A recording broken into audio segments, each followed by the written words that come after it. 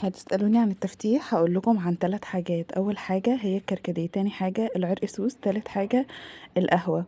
هعمل النهارده سكراب بالسكر بما اني دايخه على ملح الحليب ومش لاقياه. هنفتح ونقشر ونرطب في علبه واحده بس. عايزه اقول لكم ان ده من الفيديوهات اللي متسجله قبل العيد، لان ده من روتين العنايه بالجسم. انت عارفه ان ده السكراب الوحيد اللي مش بتحتاجي بعدها ان انت تحطي مرطب على جسمك. تعالي اقولك على المكونات، بس محتاجه منك علبه فاضيه تكون كبيره، او علبه ازاز، برطمان ازاز يعني. العنصر الاساسي معانا النهارده هو الكركديه. هتجيبي الكركديه بتاعكو اللي انت كنت عاملاه عادي عصير، بس بدل ما ترمي الورد هتحطيه في الكبه وهتاخديه كده ضربتين، هيتفتت ويبقى قطع كده صغيره خالص. وانا اسفه عشان كان لازم اقول لكم ان انتوا ما ترموش الوردات من رمضان، يعني انا اصلا عايناه من رمضان عشان في دماغي ان انا هعمل اسكراب بالكركديه للتفتيح. بصي بقى، قدامك حل من الاتنين، بما انك طبعا ما عنديش الوردات بتاعه الكركديه من رمضان. يا اما هتجيبي شويه كركديه وتعمليهم عصير وتاخدي الوردات وتعمليهم في الكبه زي ما انا عملته كده، او هتجيبي شويه كركديه ب10 جنيه مثلا كده، كركديه من عند العطار، وهتحطيه في المطحنه ناشف زي ما هو، الوردات ناشفه زي ما هي، مش هتعملي عصير ولا اي حاجه. هيتفتت وهيطلع لك بودر كده، تبداي تستخدميه في السكراب، وانا حاسه ان كده افضل بصراحه. وتقريبا هعمل كده المره الجايه، لان حاسه ان الوردات نعمت قوي، ما عادتش فيها خشونة السكراب اللي هيقشر. فانتي اعتمدي على الله وهاتي وردات ناشفة وحطيها في المطحنة، يطلع لك بودر، معلقتين 3 بودر كده من الكركديه المبشور او اللي هو المطحون يعني. هتحطي بقى 3 4 5 معالق سكر، ويفضل ان هو يكون سكر خشن مش ناعم.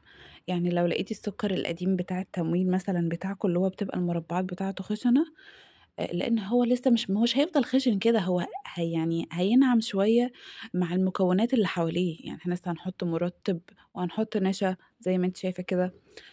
فلو أنتِ لقيتِ حبوب خشنة من السكر أحسن من الحبوب الناعمة، السكر اللي بيدوب بسرعة أو اللي بيحلي بسرعة ده لأ بلاش منه، بلاش سكر أبيض يعني، خلّيه سكر يكون خشن على قد ما تقدري. بعد كده هتحطي 3 معالق من النشا ومعلقتين كبار من البيكربونات، وهتحسي إن معلقتين كبار كتير، كتير، بس هو للجسم كله، فاهمة يعني. تخيّلي معلقتين على الجسم كله، لأ مش كتير. البيكربوناتو دي اللي هي كربونات الصوديوم يعني، هتجيبيها برضه من عند العطار.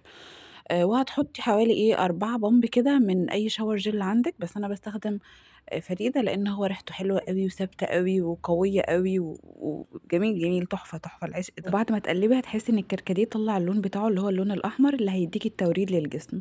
هنحتاج معلقتين من زيت الزيتون البكر اللي هو معصور على البارد، ومعلقتين من زيت النرجيل اللي هو زيت جوز الهند. ممكن تغيّري الزيوت بأي زيوت تخطر على بالِك، غير طبعًا الخروع والحاجات اللي هي ما تنفعش للجسم دي علشان ما تزوّدش الشعر. في الأول باستخدم جونسون، بس جونسون مقاطعة. في بداله حاجة تانية مش مقاطعة، زيت نونو تقريبًا، مش فاكرة اسمه إيه، بس أنتِ ممكن تستخدمي أي زيت، ماشي، جوز هند أو زيت زيتون أو أي زيت يخطر على بالِك، ممكن زيت ورد، زيت لوز حلو.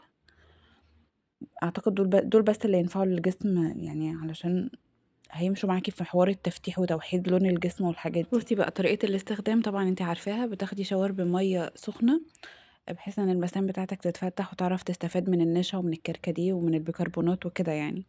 وهتبدئي إن أنتِ تفركيه بحركات دائرية على جسمِك كله، وهتسيبيه 15 دقيقة. المهم ما تسيبيش ولا فتفوتة غير لمّا تحطي منها على السكراب ده. أنا عايزاكِ تحطي بضمير على العُقَل وعلى الرُكَب وعلى الأكواع، على كل المناطق. خلّي بالِك زيت النرجيل اللي هو زيت الجوز الهند العضوي من أفضل الحاجات للتفتيح، خاصةً للمناطق الحساسة، وده عايز فيديو لوحده ونتكلم فيه عن الموضوع ده. بُصي بقى، لو أنتِ عايزة تستخدمي الليفة المغربية بعد السكراب ده ما فيش أي مشكلة، لإن هو الترطيب بتاعه عالي، بس أهم حاجة تكوني ناقعة الليفة المغربية في مَيّة سخنة عشان تكون طرية. بس أنتِ كده طبعًا هتكوني شِلتِ طبقة الترطيب اللي موجودة في السكراب، فهتحتاجي بعدها إن أنتِ ترطبي جسمِك بأي مرطب. أنا عايزاكِ أنتِ كمان تقولي لي تجربتِك في التعليقات تحت الفيديو، لو جبتِ حاجة وجربتيها وطلعت حلوة، سكراب أنتِ عملتيه في البيت وطلع جامد مش قادرة إن أنتِ تبطليه، خلّينا كلنا نستفاد من بعض في البيدج دي، عشان ما حدش فينا يشتري حاجة ما لهاش لازمة تكون أخد ضجة على الفاضي. حطوا قلب تحت الفيديو ونتقابل في فيديو جديد إن شاء الله.